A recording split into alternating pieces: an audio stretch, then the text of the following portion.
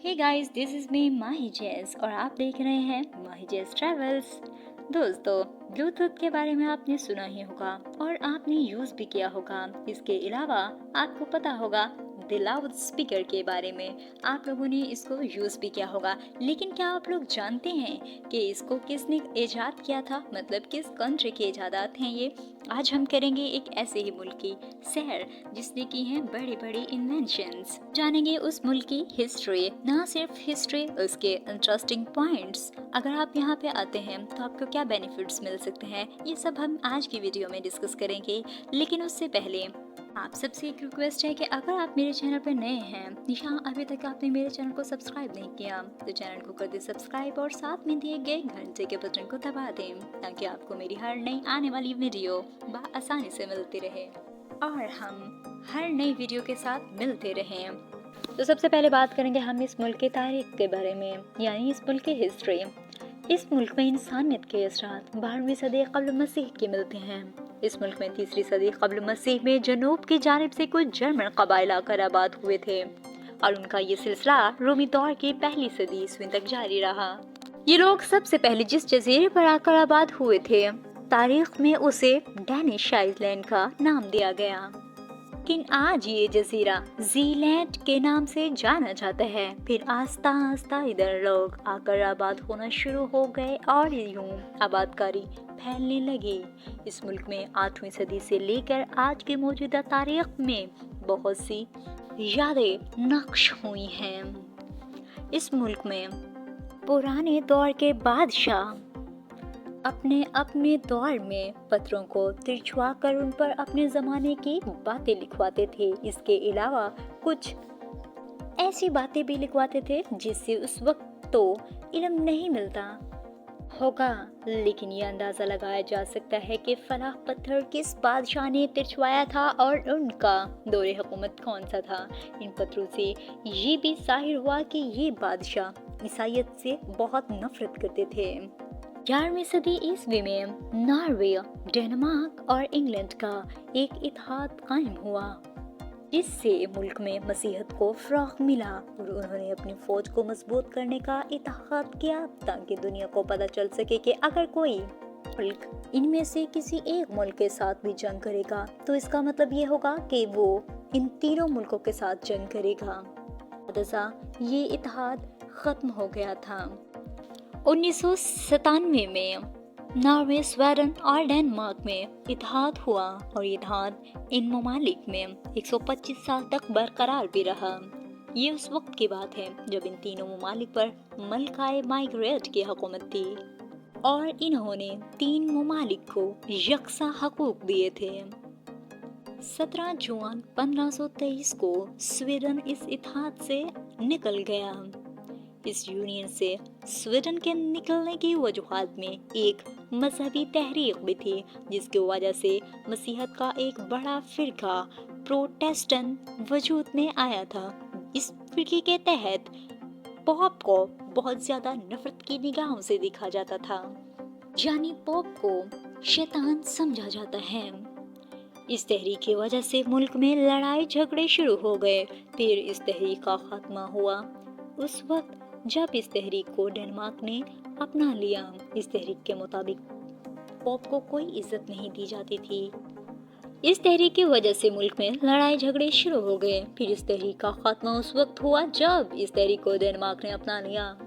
इस तहरीक के मुताबिक पोप को शैतान कहा गया है और ये लोग पोप को नहीं मानते क्योंकि पोप हुकूमत के साथ मिलकर अवाम पर टैक्स लगाते थे और अवाम की मजबूरियों से फ़ायदा उठाने में हुकूमत का पूरा साथ देते थे।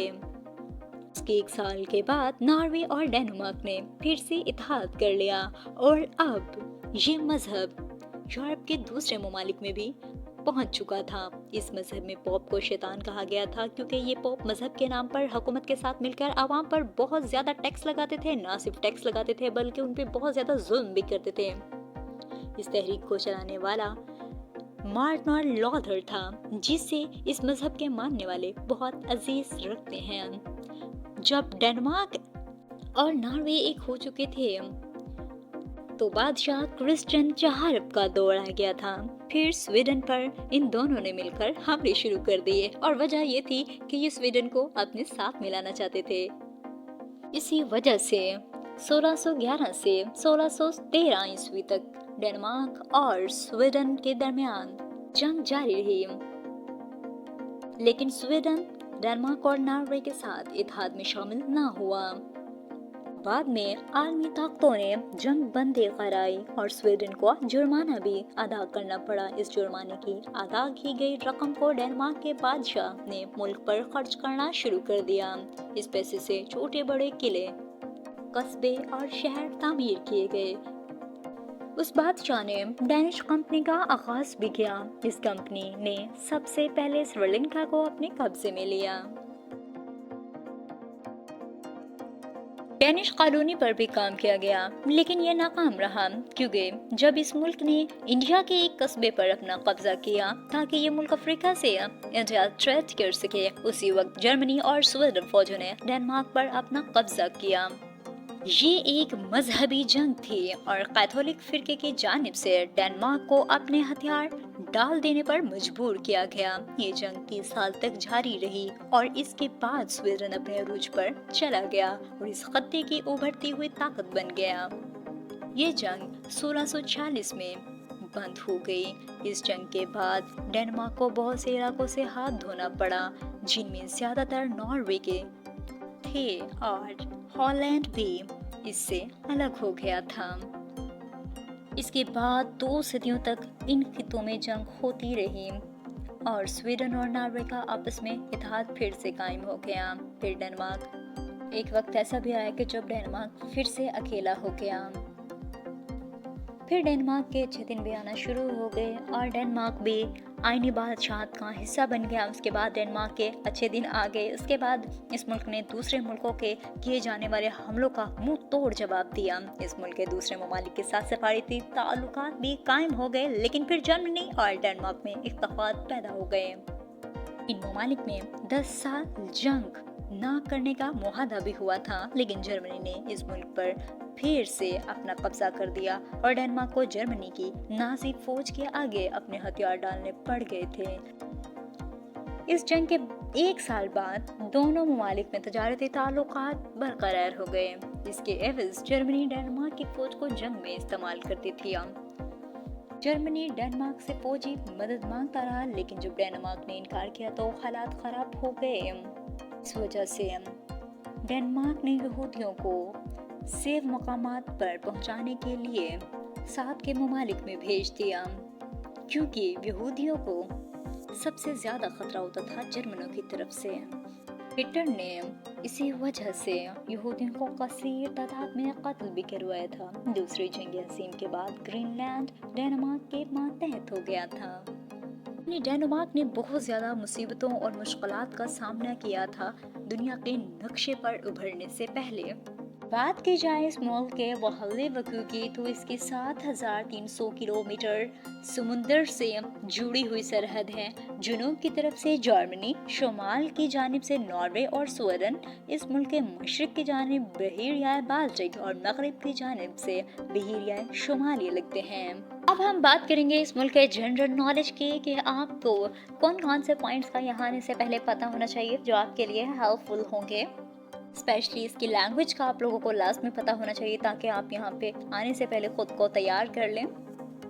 बात की जाए इसके कैपिटल की, तो उसका नाम कोपेनहेगन है, जो इस मुल्क का सबसे बड़ा शहर भी है, रकबे के लिहाज से भी और आबादी के लिहाज से भी, जो इस मुल्क के सबसे बड़े जजीरे ज़ीलैंड पर वाक़या है। ये इस मुल्क का ऐसा शहर है जिसमें सबसे ज्यादा साइकिल चलाई जाती हैं और हर काम के लिए बाईसाइकिल ही इस्तेमाल की जाती है।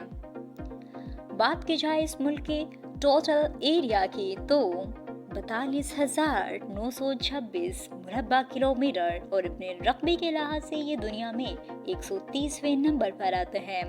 बात की जाए इस मुल्क की पॉपुलेशन की, तो 6 मिलियन, मतलब बहुत कम इसकी पॉपुलेशन है। बात की जाए इसके डोमेन नेम की, तो .dk। बात की जाए इसकी करेंसी की, तो डैनिश करोनी जो पाकिस्तानी तकरीबन 42 रुपए के बराबर होती है।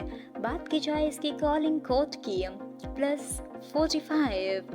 अगर हम बात करते हैं यहाँ पे रहने वाले लोगों की एवरेज एज की, तो सबसे पहले मर्दों की बात करेंगे तो यहाँ पे हमारे पास 79 ईयर्स होती है, और वुमेंस की बात करते हैं तो 83 ईयर्स। बात की जाए यहाँ पे एजुकेशनल रेट की, लिटरेसी रेट की 99.2%, मतलब बहुत अच्छा एजुकेशनल रेट है यहाँ पे।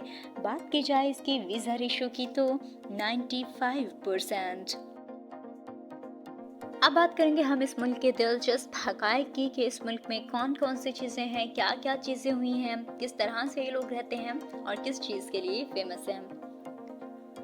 नंबर 1, डेनमार्क, स्वीडन और नेदरलैंड ऐसे मुल्क हैं मुसलमानों से बहुत ज़्यादा चिढ़ खाते हैं, यानी ये मुसलमानों के बहुत खिलाफ हैं। इस मुल्क में एक बार हज़रत मोहम्मद सल्लल्लाहु अलैहि वसल्लम की तौहीन की गई और आप सल्लल्लाहु अलैहि वसल्लम के खाके बनाकर तौहीन रिसालत की गई, जिसके वजह से मुस्लिम ममालिक बहुत ज़्यादा दुखी हुए और बहुत से मुजाहरे हुए। मुस्लिम ममालिक ने इस मुल्क के साथ सफारती ताल्लुकात ख़त्म कर दिए। पाकिस्तान में मौजूद टेलीनॉर की सिम, जो कि नॉर्वे की मलकियत है, जब इन्होंने ये काम किया था तो पाकिस्तानी समझते थे कि शायद ये इस मुल्क की मलकियत है। इस वजह से बहुत से टेलीनॉर के दफ्तर भी जला दिए गए, सिम्स बंद कर दी गई। बरगत में कायम करदा डेनमार्क का सफारत खाना भी जला दिया गया। नंबर 2, ये मुल्क 101 जजीरों पर मुश्तमिल है। उनमें सबसे बड़े जजीरे का नाम ज़ीलैंड है और सबसे छोटे जजीरे का नाम मीकिलो है। नंबर 3, इस मुल्क की मलकाए रूम थी, जिसका नाम एलिज़ाबेथ है। इस मुल्क में फुटबॉल सबसे ज़्यादा शोहरत रखती है। इसके अलावा और भी खेलें जिनमें gymnastic, golf game, badminton, handball और टेनिस बॉल शामिल हैं, खेली जाती हैं। नंबर 5, इस मुल्क का सबसे बड़ा मजहब मसीहत है। मुल्क की 70% आबादी मसीहत के फिरके प्रोटेस्टेंट से ताल्लुक़ रखती है। नंबर 6, ये उन ममालिक में से एक है जो यूरोपीय यूनियन का सबसे पहले रुकन बने थे। इसने 1 जनवरी 1973 में यूरोपीय यूनियन की रुकनियत हासिल की थी। नंबर 7, इस मुल्क की नेशनल गेम भी फुटबॉल ही है। नंबर 8, यूरोप का सबसे लंबा मुश्तरका पुल भी इसी मुल्क में मौजूद है, जो इस मुल्क के कैपिटल कोपेनहेगन को स्वीडन के शहर से छोड़ता है। इस पुल को रेल और दीगर आमदोरफ्त के लिए बनाया गया है। नंबर 9, इस मुल्क के कैपिटल कोपेनहेगन में इतने इंसान नहीं हैं जितने बाइसाइकिल्स हैं। कहा जाता है कि ये सब माहौलियाती आलूदगी से बचने के लिए है। इसके अलावा मुल्क में पेट्रोल की किल्लत से भी बचने के लिए इस्तेमाल की जाती हैं। नंबर 10, इस मुल्क ने पिछले कई सदियों से अपने परचम को नहीं बदला है। इस मुल्क का मौजूदा परचम 1219वीं सदी ईस्वी में डिज़ाइन किया गया था। नंबर 11, ये मुल्क दुनिया में सबसे ज़्यादा विंड टर्बाइन्स एक्सपोर्ट करने वाले मुल्कों में से एक है। नंबर 12, इस मुल्क का सबसे लंबा दरिया गदाना है, जिसकी लंबाई 1581 किलोमीटर है। दुनिया के सबसे कम करप्शन इसी मुल्क में होती है। नंबर 14, ये मुल्क दुनिया के हैप्पीएस्ट कंट्रीज में से एक है। नंबर 15, इस मुल्क में कारों पर 150% टैक्स लगता है, जिसका मतलब है कि अगर 10 लाख की कार है तो 25 लाख में आपको वो मिलेगी। दरअसल ये मुल्क अपनी तेल की ज़रूरत पूरा करने के लिए दूसरे ममालिक से पेट्रोल इंपोर्ट करता है और इधर सड़कों पर कारें बहुत कम चलने को मिलती हैं। नंबर 16, इस मुल्क में अगर कोई शहरी अपना परचम जला दे तो उसे कोई सजा नहीं दी जाती, लेकिन अगर कोई डेनमार्क का शहरी किसी और मुल्क के परचम को जलाए और जलाते हुए पकड़ा जाए तो उसे कानूनी सजाएं दी जाती हैं। नंबर 17, इस मुल्क का वजीर आजम अपने ऑफिस भी बाईसाइकिल पर जाता है। सिर्फ एक नहीं बल्कि जितने भी वज़ीर आज़म हो वो अपने ऑफिस तक भी बाईसाइकिल पर जाते हैं। इनके लिए तो एक सल्यूट लाजमी होना चाहिए। नंबर 18, यूरोप में बिजनेस स्टार्ट करने वाले मुल्कों में इसका पहला नंबर है। नंबर 19, इस मुल्क में कोई भी कारोबार करने के लिए इधर की हुकूमत आपके साथ मुकम्मल ताउन करती है। नंबर 20, इस मुल्क में हम जिन्स परस्ती की आम इजाज़त है। नंबर 21, इस मुल्क में एक जानवर पाया जाता है जिसका नाम मिंक है। ये मुल्क इसकी चमड़ी से शानदार कोट बनाता है और इस काम में भी ये अव्वल आता है। इस कोट की प्राइस अगर बहुत सस्ते वाले की भी बात करें तो पाकिस्तानी तकरीबन 8 लाख बनते हैं, और अगर एक अच्छे कोट की बात करें तो 25 से 30 लाख, और अगर उससे भी महंगे वाले यानी अच्छे वाले की बात करें तो उसका अंदाज़ा आप खुद लगा सकते हैं, और कमेंट्स में भी लाजमी अंदाज़ा लगा के बताइएगा। नंबर 22, ये मुल्क 5% सेहत से कमाता है। नंबर 23, ये मुल्क अपने मुल्क में इस्तेमाल होने वाली बिजली का 45% हवा से पैदा करता है। नंबर 24, ज़राएत, कपड़े की सनत और बैंकिंग इस मुल्क की आमदनी में इजाफा करने वाली अहम तरीन चीज़ें हैं। सब बात करेंगे हम कि अगर आप इस कंट्री को चूज़ कर रहे हैं तो आपको क्या बेनिफिट्स मिल सकते हैं as a student and as a worker. सबसे पहले हम बात करेंगे for students. Number 1, less budget. अगर आप यहाँ पे आते हैं तो आप लोगों को लेस बजट लगाना पड़ेगा दूसरे यूरोपियन कंट्रीज़ की तरह। 70 लाख यहाँ जिस तरह आप लोगों से एजेंट्स पैसे ले लेते हैं इस तरह आपको नहीं लगाने पड़ेंगे। ओके, यहाँ आप कम बजट में आ जाएंगे। Number 2, affordable accommodation. गाइस, यहाँ पे आने के बाद आप लोगों को अकोमोडेशन भी सस्ती पड़ेगी, बहुत ज़्यादा महंगी नहीं होगी जिस तरह दूसरे यूरोपियन कंट्रीज़ में आप लोगों को महंगी अकोमोडेशन का सामना करना पड़ता है। Number 3, low cost of living. Guys, अगर आप यहाँ पे आते हैं तो रहने के लिए जो आपको पैसे दरकार होते हैं, मतलब आप लोगों के एक्सपेंसेस आ जाते हैं, लाइक आपकी फ़ी आ गई स्टूडेंट्स के लिए, उसके बाद आप लोगों के खाने पीने के, आप लोगों के रहने के, ये सारे एक्सपेंसेस आपको सस्ते में पड़ जाते हैं। आपको बहुत ज़्यादा महंगाई का यहाँ पे सामना नहीं करना पड़ेगा। Number 4, visa ratio. Visa ratio की बात की जाए तो यहाँ पे 100% तक ही है, मतलब आपके वीज़ा रिजेक्शन के चांसेस भी यहाँ पे कम होते हैं। Number 5, less population. बस मैंने आप लोगों को बताया कि इसकी पॉपुलेशन बहुत कम है, अप टू 6 मिलियन है, तो इसका मतलब है कि आप लोगों के लिए यहाँ पे अपॉर्चुनिटीज़ और भी ज़्यादा होंगी। Number 6, more jobs. पॉपुलेशन का इन्वर्स रिलेशन होता है जॉब्स के साथ। अगर यहाँ पे पॉपुलेशन कम है तो मतलब आप लोगों के लिए यहाँ पे जॉब्स की अवेलेबिलिटी बहुत ज़्यादा हो जाएगी। Number 7, Schengen country. Schengen country आ गया तो इसका मतलब ये हो जाता है कि आप लोगों के पास बेनिफिट्स होते हैं। आपके पास सिर्फ एक ही कंट्री के नहीं बल्कि 27 कंट्रीज़ के बेनिफिट्स आ जाते हैं। अगर आपका एक कंट्री में दिल नहीं लग रहा है, आपको लगता है कि दूसरे कंट्री में आपका कोई रहता है या नहीं भी रहते हैं, तो आप दूसरी कंट्री में जाना चाहते हैं, by train, by boats, by buses आप लोग जा सकते हैं, उन कंट्रीज़ में ट्रैवल कर सकते हैं। ना सिर्फ ट्रैवल कर सकते हैं, वहाँ पे जाके जॉब कर सकते हैं, वहाँ पे जाके रेजिडेंसी हासिल कर सकते हैं, नेशनलिटी हासिल कर सकते हैं, उसके बाद सेटल हो सकते हैं, अपनी फैमिलीज़ को भी वहाँ पे बुला सकते हैं। मतलब शंजन जोन में वीज़ा आप लोगों को एक तो सस्ता पड़ रहा है, उसके बाद आपको लो कॉस्ट भी पड़ती है, फिर आपको इतनी ज़्यादा फैसिलिटीज़ भी मिल रही हैं, तो क्यों ना आप इसी चीज़ को चूज़ करें जो आपके लिए सस्ती पड़ती हो। Number 8, you can bring your spouse. यहाँ पे आप अगर आते हैं तो अपने साथ अपने फैमिली मेम्बर्स को ला सकते हैं, लाइक जैसे कोई लड़की है तो अपने हस्बैंड के साथ अपने बच्चों के साथ आ सकती है। सेम फॉर बॉयज़, मतलब वो भी इस तरह कर सकते हैं। So number 9, residency. गाइस, आप लोग यहाँ पे रेजिडेंसी के लिए अप्लाई कर सकते हैं, लेकिन हाँ कंट्रीज़ के कुछ रूल्स होते हैं, कुछ टाइम जोन होता है, उसके अकॉर्डिंगली अगर आप उसको फॉलो करते हैं तो आप रेजिडेंसी के लिए अप्लाई करते हैं और आपको रेजिडेंसी भी मिल जाती है। Number 10, nationality. सेम जिस तरह क्राइटेरिया होता है रेजिडेंसी का, तो दूसरे जो ममालिक होते हैं उनका अपना होता है, इसका अपना क्राइटेरिया होता है नेशनलिटी का, तो आप नेशनलिटी के लिए भी सेम तरीके से अप्लाई कर सकते हैं। Number 11, high quality of degree.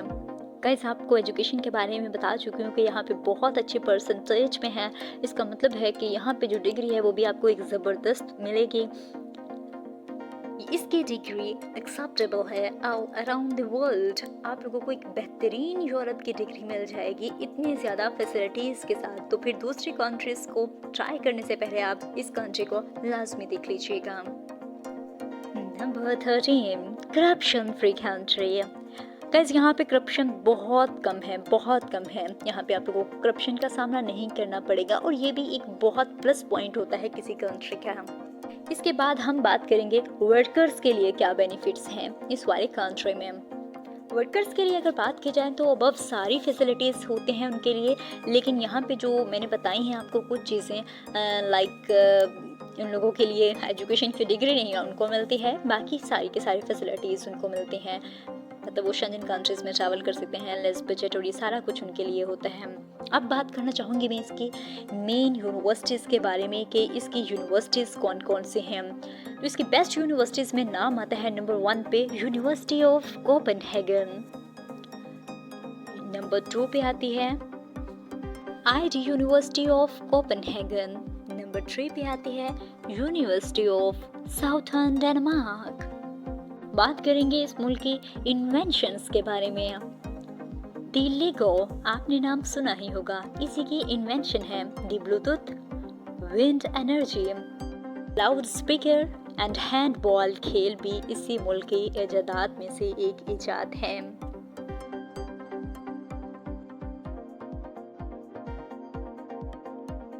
Salaries की अगर बात की जाती है यहाँ पे गाइस, तो आप लोगों को अच्छी खासी सैलरी मिल जाती है।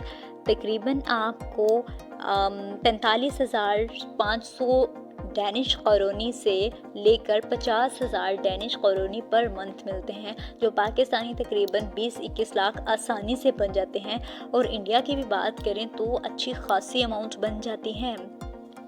स्टूडेंट्स की अर्निंग की बात करें तो उनको पर आवर यहाँ पे 14 यूरो तक मिलते हैं, और बाकी ये डिपेंड करता है कि आप जॉब कौन सी कर रहे हैं, आपकी जॉब के अकॉर्डिंग भी सैलरीज मिलती हैं आपको।